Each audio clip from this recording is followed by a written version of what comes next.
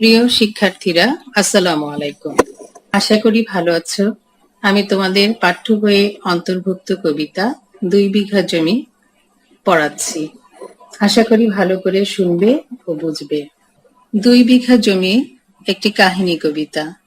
এটি রবীন্দ্রনাথ ঠাকুরের কথা ও কাহিনী কাব্যগ্রন্থ থেকে সংকলিত। তোমরা ছবিতে দেখতে পাচ্ছ মূল যে কথা ও কাহিনী কাব্যগ্রন্থ, সে গ্রন্থের ছবি। আর পাশে দেখতে পাচ্ছ ট্যাগর কথা ও কাহিনী। এটা হচ্ছে কথা ও কাহিনীর ইংরেজি অনুবাদ। এখন আমরা কবি রবীন্দ্রনাথ ঠাকুরের ছবি দেখতে পাচ্ছি। আমরা কবি সম্পর্কে জেনে নিব। রবীন্দ্রনাথ ঠাকুর বিশ্বকবি, বিশ্বনন্দিত কবি। কলকাতার জোড়াসাঁকোর ঠাকুর পরিবারে তার জন্ম 1861 খ্রিস্টাব্দের 7 মে, 1268 বঙ্গাব্দের 25 বৈশাখ। ছেলেবেলায় বিদ্যালয়ের ধরাবাঁধা পড়াশোনায় তার মন বসেনি। পড়াশোনার জন্য তাকে oriental seminary, normal school, Bengal academy এসব শিক্ষা প্রতিষ্ঠানে ভর্তি করা হয়েছিল, কিন্তু পাঠ শেষ করার আগেই তিনি সেসব ছেড়ে দেন। ছেলেবেলা থেকেই তার কবি প্রতিভার উন্মেষ ঘটে। সাহিত্যের সকল শাখায় অসামান্য দক্ষতার স্বাক্ষর রেখেছেন তিনি। কবিতা, সঙ্গীত, ছোট গল্প, উপন্যাস, নাটক, প্রবন্ধ, ভ্রমণ কাহিনী, রম্য রচনা ইত্যাদি সাহিত্যের প্রতিটি ক্ষেত্রেই তার পদচারণা ছিল স্বচ্ছন্দ, উজ্জ্বল। তিনি একাধারে কবি, দার্শনিক, গীতিকার, সুরকার, শিক্ষাবিদ, চিত্রশিল্পী, নাট্য প্রযোজক ও অভিনেতা। 1913 খ্রিস্টাব্দে ইংরেজিতে অনূদিত গীতাঞ্জলি কাব্যের জন্য তিনি এশীয়দের মধ্যে প্রথম সাহিত্যে নোবেল পুরস্কার লাভ করেন। আমাদের জাতীয় সঙ্গীত আমার সোনার বাংলা তারই লেখা। রবীন্দ্রনাথ ঠাকুর 1941 খ্রিস্টাব্দের 7 আগস্ট, 22 শ্রাবণ 1348 বঙ্গাব্দ কলকাতায় মৃত্যুবরণ করেন। এবার আসুন আমরা দেখে নিই নোবেল পুরস্কারটা কেমন ছিল। তোমরা দেখতে পাচ্ছ একটা ছবি। এটাই হচ্ছে কবিগুরু রবীন্দ্রনাথ ঠাকুরের নোবেল পাওয়ার যে পদক, এর ছবি। পাশেই তার গীতাঞ্জলি কাব্যগ্রন্থটা, যেটা ইংরেজিতে অনুদিত ছিল, সেই অনুদিত গ্রন্থ। আর নিচে দেখতে পাচ্ছ কবিগুরু রবীন্দ্রনাথ ঠাকুরের জোড়াসাঁকোর যে জমিদার বাড়ি, সেই বাড়ির ছবি। আবৃত্তি করছি ২ বিঘা জমি কবিতাটি। শুধু বিঘে ২ ছিল মোর ভুঁই, আর সবই গেছে ঋণে। বাবু বলিলেন, বুঝেছ উপেন, এ জমি লইব কিনে। কহিলাম আমি, তুমি ভূস্বামী, ভূমির অন্ত নাই। চেয়ে দেখো মোর, আছে বড় জোর, মরিবার মতো ঠাই। শুনি রাজা কহে, বাপু জানো তো হে, করেছি বাগানখানা। পেলে ২ বিঘে, প্রস্থে ও দীঘে, সমান হইবে টানা। কবিতায় উপেন নামক একজন দরিদ্র কৃষক। তার সহায় সম্বল তেমন কিছু নেই। তার শুধু ছিল ২ বিঘা জমি। এই জমিটাই জমিদার প্রথমে তাকে প্রস্তাব দিয়েছে যে, উপেন, এই জমিটা আমি তোমার কাছ থেকে কিনে নেব। তখন উপেনের যেহেতু আর কোনো সহায় সম্বল নেই, সে ভাবলো এই জমি তো তার একমাত্র সম্বল, এটা সে কি করে ছাড়ে। কাজে তার পূর্বে যে 7 পুরুষ, তার বসত বাড়িও ছিল এই জমির উপর। কাজে সে তো এমন নয় যে এই জমি বিক্রি ছাড়া তার চলছে না, তার চলছে। সে বলেছে যে সপ্তপুরুষ যেথায় বসবাস করে আসছে, সেই বসত ভিটা তো আমি কোনোভাবেই বিক্রি করতে পারবো না। তার কথা শুনে জমিদার তার উপর রেগে যায়। তখন তাকে বলে যে, তুমি তো শুনেছ আমি একটা বড় বাগান করছি, তোমার এই ২ বিঘা জমি পেলে আমার বাগানটা প্রস্থে ওদিকে সুন্দর হবে, কাজে ওটা দিতে হবে। কহিলাম তবে বক্ষে জুড়িয়া পানি, সজল চক্ষে করুণ রক্ষে গরিবের ভিটেখানি। সপ্তপুরুষ যেথায় মানুষ, সে মাটি সোনার বাড়া। দৈন্যের দায়ে বেচিব সে মায়ে, এমনই লক্ষ্মী ছাড়া। আখি করি লাল, রাজা ক্ষণকাল রহিল মৌন ভাবে। কহিলেন শেষে ওর হাসি হেসে, আচ্ছা সে দেখা যাবে। উপেন তার জমিটা জমিদারের কাছে বিক্রি করতে না চাওয়াতে জমিদার তার উপরে রাগান্বিত হয়ে গেলেন। সে ভাবলো যে আমার কথা শুনবে না, ঠিক আছে, তোমার জমি বিক্রি করতে হবে না, আমি ওটা দেখব। দেখা সে একটা জটিল হাসি দিল, যার অর্থ, তো তোমাকে বিক্রি করতে হবে না, জমিটা আমি এমনি এমনি নিয়ে নেব। আচ্ছা সে দেখা যাবে। পরে মাস দেড়ে ভিটে মাটি ছেড়ে বাহির হইনু পথে, করিল ডিক্রি সকলি বিক্রি মিথ্যা দিনার ক্ষতে। এ জগতে হায় সেই বেশি চায়, আছে যার ভুরি ভুরি, রাজার হস্ত করে সমস্ত কাঙালের ধন চুরি।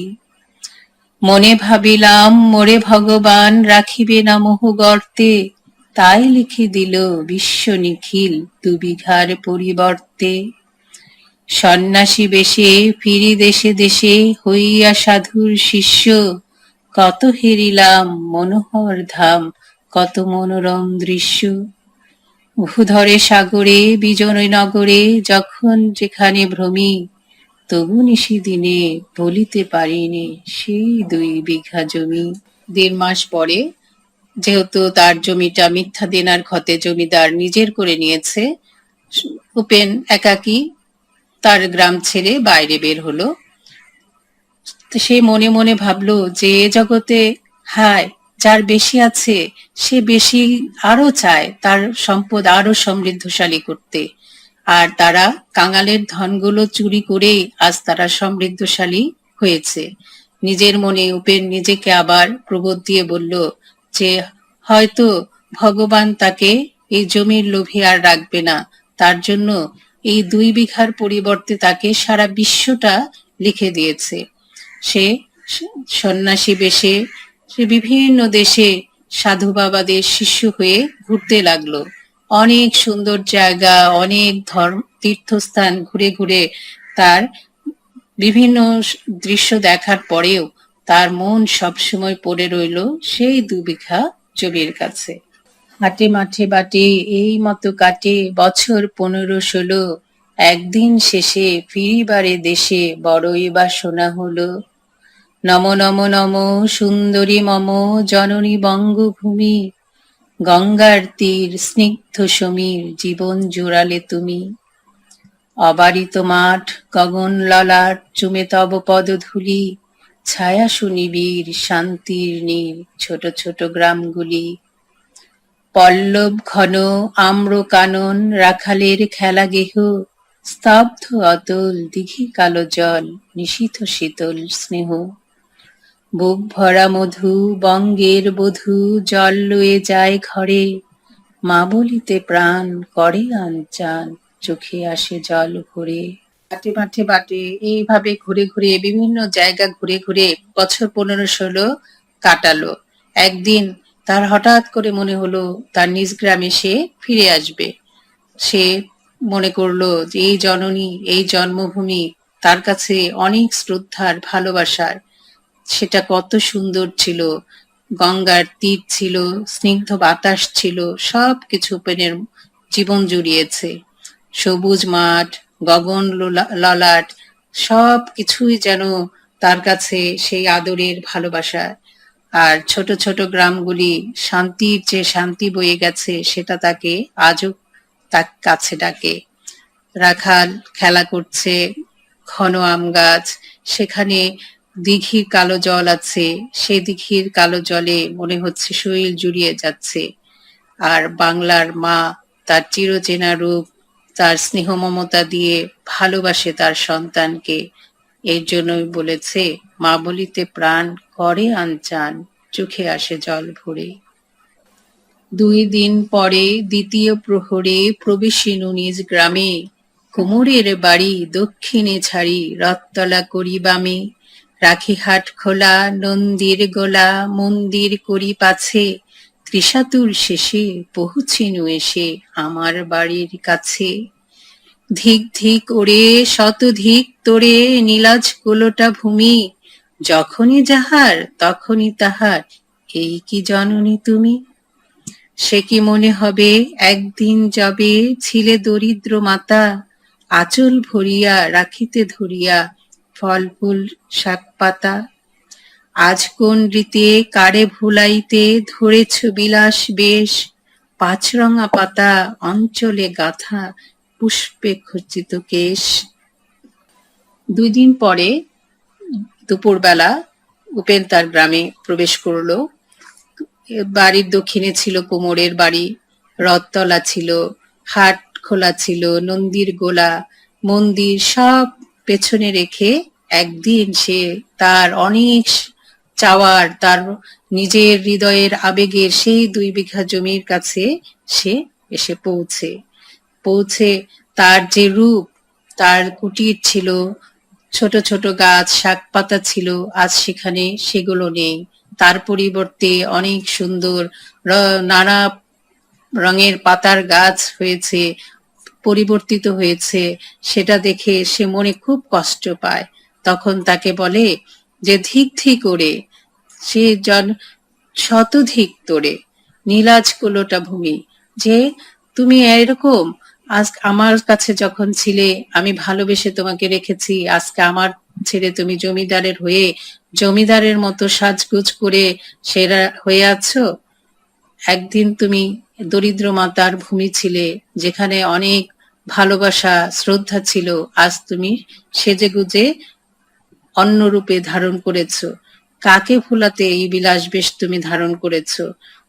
আমি তোমার জন্য এত বছর 15-16 বছর পরে তোমার ভালোবাসার টানে এসে দেখলাম তুমি আজ জমিদারের রূপে নিজেকে সাজিয়ে নিয়েছো।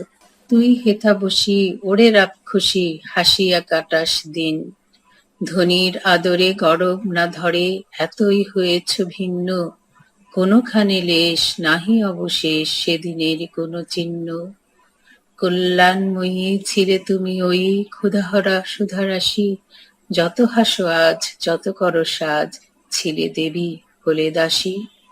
বিদর্ণ হিয়া ফিরিয়া ফিরিয়া চারিদিকে চেয়ে দেখি, প্রাচীরের কাছে এখনো যে আছে সেই আম গাছ, একি বসি তার তলে নয়নের জলে শান্ত হইল ব্যথা, একে একে মনে উদিল স্মরণে বালককালের কথা।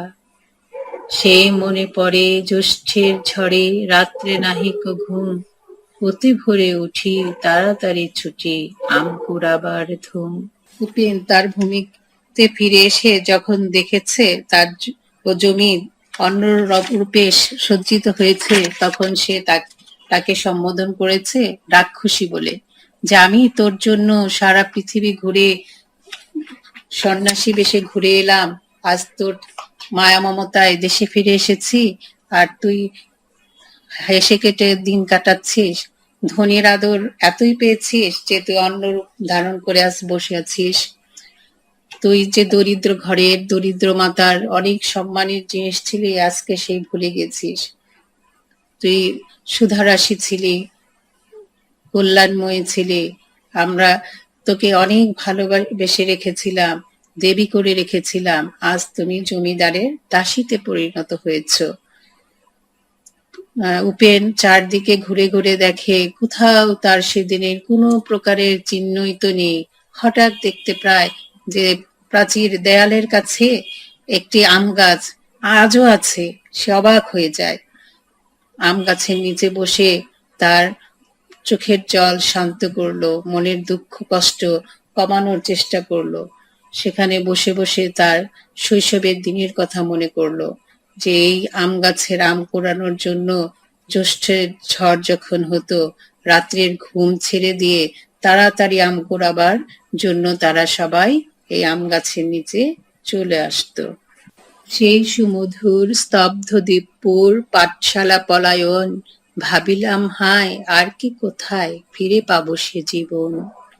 সহসা বাতাস ফেলি গেল শ্বাস শাখা দুলাইয়া গাছে, 2টি পাকা ফল লোভিল ভূতল আমার কোলের কাছে। ভাবিলাম মনে বুঝি এতক্ষণে আমারে চিনিল মাতা, স্নেহের সে দানি বহু সম্মানে বারেক ঠেকানো মাথা। হেনকালে হায় যমদূত প্রায় কোথা হতে এলো মালি, ঝুটি বাঁধা উড়ে সপ্তম সুরে পারিতে লাগিল গালি। কহিলাম তবে আমি তো নীরবে দিয়েছি আমার সব, দুটি ফল তার করি অধিকার, এত তারি কলরব। উপেন যখন গাছের নিচে বসেছিল তখন হঠাৎ করে বাতাস এলো, গাছে পাকা ফল থাকাতে দুটো আম তার কোলের কাছে পড়ল। উপেন ভেবেছে এই গাছটি হয়তো তাকে চিনতে পেরেছে, এর জন্য তার ভালোবাসার পুরস্কার স্বরূপ তার জন্য দুটি ফল নিচে ফেলেছে। সে যখন এই ফল দুটি নিজের হাতে নিয়েছে ওই সময় হঠাৎ করে কোথা থেকে মালি ছুটে এলো। সে এসে উপেনকে গালাগালি করতে লাগলো। উপেন তখন তাকে বলল যে আমি তো আমার সবকিছুই নীরবে জমিদারকে দিয়ে দিয়েছি, দুটি ফল আজ গাছের নিচে পড়েছে, এই দুটি ফল আমি নিয়েছি বলে তুমি এত হইচই করছো। চিনিল না মোড়ে নিয়ে গেল ধরে, কাঁধে তুলি লাঠি গাছ, বাবু ছিপ হাতে পারিষদ সাথে ধরিতেছিলেন মাছ। শুনি বিবরণ ক্রোধে তিনি কন, মারিয়া করিব খুন, বাবু যত বলে পারিষদ দলে বলে তার শতগুণ। আমি কহিলাম শুধু দুটি আম, ভিক মাগি মহাশয়, বাবু কহে এসে বেটা সাধু বেশে, পাকা চোর অতিশয়। আমি শুনি হাসি আখি জলে ভাসি, এই ছিল মোর ঘটে, তুমি মহারাজ সাধু বলে আজ আমি আজ চোর বটে। মালি উপেনকে চিনতে না পারাতে তাকে কাঁধে ধরে তুলে নিয়ে বাবুর কাছে নিয়ে গেলেন। বাবু সেখানে তার সভা পরিষদের সাথে বসে মাছ ধরছিলেন। তিনি মালির কাছ থেকে বিবরণ শুনে বললেন, উপেনকে বললেন, মারিয়া তোকে খুন করব। বাবু যত না কিছু বললেন তার থেকে তার যে পারিষদ ছিল তার আরো বেশি করে তাকে নানান কথা বলল। তখন উপেন বলল যে দুটি আম মহাশয়, আপনার কাছে আমি ভিক্ষা চাইছি, এই দুটি আম আপনি আমাকে দিয়ে দিন। বাবু তখন হেসে বলল, তুমি সাধু বেশে অনেক চোর, পাকা চোর, তুমি চুরি করতে এসেছো, আম চুরি করেছো। তখন উপেন বলল যে হাসি দিয়ে যে আমি শুনি হাসি আখি জলে ভাসি, এই ছিল মোর ঘটে, তুমি মহারাজ সাধু হলে আজ আমি আজ চোর বটে। যে সে হাসছে, যে তার মিথ্যা দেনার ক্ষতে করে তার 2 বিঘা জমি দখল করেছে, আজ সেই 2 বিঘা জমির উপরে লাগানো গাছের দুটি আম সেটা উপেনেরই। উপেন তার কাছ থেকে মিনতি করে চেয়ে নিচ্ছে, সেটা না দিয়ে বরং উপেনকে তারা উল্টো চোর বলছে, আর সে জোর করে জমি নিয়েও আজ সাধু হয়ে গেছে। কাজেই এই যে রাজা, তারা চিরকালই শোষিত করে আসছে দরিদ্র শ্রেণীর মানুষদের। রাজাদের সম্পদ আজ সমৃদ্ধশালী হয়েছে শুধু মানুষের ধন সম্পদ নানান প্রতারণার মাধ্যমে নিজেদের আয়ত্ত করার ফলে। আমরা এই কবিতাটিতে দেখলাম উপেন তার 2 বিঘা জমি, যেখানে তার 7 পুরুষের বসবাস ছিল, সে ভালোবেসে এখানেই থাকতে চেয়েছে, কখনো বিক্রি করতে চায়নি। রাজা তার 2 বিঘা জমি তার বাগান করার জন্য উপেনের কাছ থেকে মিথ্যে বলে নিয়ে নিয়েছে। আজ উপেন সেই দুটি আম নেওয়াতে জমি আজকে তাকে চোর সাব্যস্ত হতে হলো। আমাদের এই কবিতাটিতে কিছু শব্দার্থ তোমাদেরকে ভালো করে না জানলে তোমরা ভালো করে কবিতাটা বুঝতে পারবে না। যেমন ভূস্বামী মানে হচ্ছে অনেক জমির মালিক, জমিদার। দীঘে, এখানে কবিতার সুবিধার্থে দীঘে লিখেছে, এটা হচ্ছে দৈর্ঘ্যে। পানি, হাত, বক্ষে জুড়িয়া পানি, বুকে জোর হাত রেখে অনুনয় করে। সপ্তপুরুষ, পূর্ববর্তী 7 বংশ ধরে। লক্ষ্মী ছাড়া, যে দুর্ভাগা, ভাগ্যহীন, ক্রূর, নিষ্ঠুর, নির্দয়। ডিক্রি, আদালতের হুকুম বা নির্দেশ নামা। খত, ঋণপত্র। ভুরি ভুরি, প্রচুর। কাঙাল, নিঃস্ব। মোহগর্ত, মোহের ক্ষুদ্র গহ্বর। বিশ্ব নিখিল, গোটা দুনিয়া। হেরিলাম, দেখলাম, ধাম, তীর্থস্থান। জ্ঞানমূলক প্রশ্ন উত্তর দেখে নিই। যেমন, কার 2 বিঘা জমি ছিল?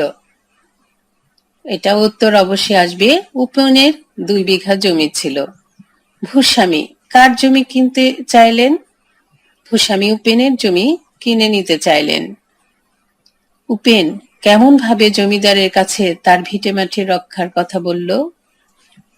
সজল চোখে জমিদারের কাছে ভিটেমাটি রক্ষার কথা বলল। উপেনের কথা শুনে জমিদার কেমন হাসি হেসেছিলেন? উপেনের কথা শুনে জমিদার ক্রূর হাসি হেসেছিলেন। এ জগতে কে বেশি চায়? এ জগতে যার ভুরি ভুরি আছে সেই বেশি চায়। রাজার হস্ত কার সমস্ত ধন চুরি করে বলে কবিতায় বলা হয়েছে? রাজার হস্ত কাঙালের সমস্ত ধন চুরি করে বলে কবিতায় বলা হয়েছে। উপেন কি বেশে দেশে দেশে ঘুরে বেরিয়েছে? উপেন সন্ন্যাসী বেশে দেশে দেশে ঘুরে বেরিয়েছে। এরপরে দেখো, পল্লব ঘন আম্রকানন কোথায়? পল্লব ঘন আম্রকানন রাখালের খেলা ঘরে। উপেন তৃষ্ণার্ত অবস্থায় কোথায় পৌঁছালো? উপেন তৃষ্ণার্ত অবস্থায় নিজ বাড়ির কাছে পৌঁছালো। আম গাছের নিচে বসে উপেনের কিসের কথা মনে পড়ল? আম গাছের নিচে বসে উপেনের বালককালের কথা মনে পড়ল। কখন চোখে উপেনের ঘুম থাকতো না? জ্যৈষ্ঠের ঝড়ে রাতে উপেনের চোখে ঘুম থাকতো না। কতটি আম উপেনের কোলের কাছে পড়ল? 2টি আম উপেনের কোলের কাছে পড়ল। যমদূতের মতো কে উপেনের কাছে হাজির হয়েছিল? যমদূতের মতো বাগানের মালি উপেনের কাছে হাজির হয়েছিল। জমিদার মাছ ধরার সময় তার সাথে কারা ছিল? জমিদার মাছ ধরার সময় তার সাথে পারিষদ দল ছিল। কাকে ভূস্বামী বলা হয়? অনেক জমির মালিক যিনি তাকে ভূস্বামী বলা হয়। পানি শব্দের অর্থ কি? পানি শব্দের অর্থ হাত। ক্রূর শব্দের অর্থ কি? ক্রূর শব্দের অর্থ নিষ্ঠুর। পারিষদ শব্দের অর্থ কি? পারিষদ শব্দের অর্থ মুসাহেব বা পার্শ্বচর। 2 বিঘা জমি কি ধরনের কবিতা? 2 বিঘা জমি কাহিনী কবিতা। আশা করি তোমরা কবিতাটি ভালো করে বুঝতে পেরেছো। তোমরা ভালোভাবে কবিতাটি পড়বে আর লিখবে। যত লিখবে হাতের লেখা সুন্দর হবে আর ধারণাও স্বচ্ছ হবে। আর বাড়িতে থাকবে, নিজে ভালো পরিষ্কার পরিচ্ছন্ন থাকবে, পরিবারের সবাইকে পরিষ্কার পরিচ্ছন্ন রাখতে চেষ্টা করবে, সময় মতো পড়াশোনা করবে, আল্লাহ তাআলাকে ডাকবে, আল্লাহ তাআলা যেন আমাদের এই বিপদ থেকে রক্ষা করেন, আমরা খুব তাড়াতাড়ি বিদ্যালয়মুখী হতে পারি, তোমাদের সাথে আমাদের যোগাযোগ যেন খুব দ্রুত হয়। আল্লাহ আমাদেরকে সকল বিপদ থেকে উদ্ধার করেন। আমিন। আল্লাহ হাফেজ।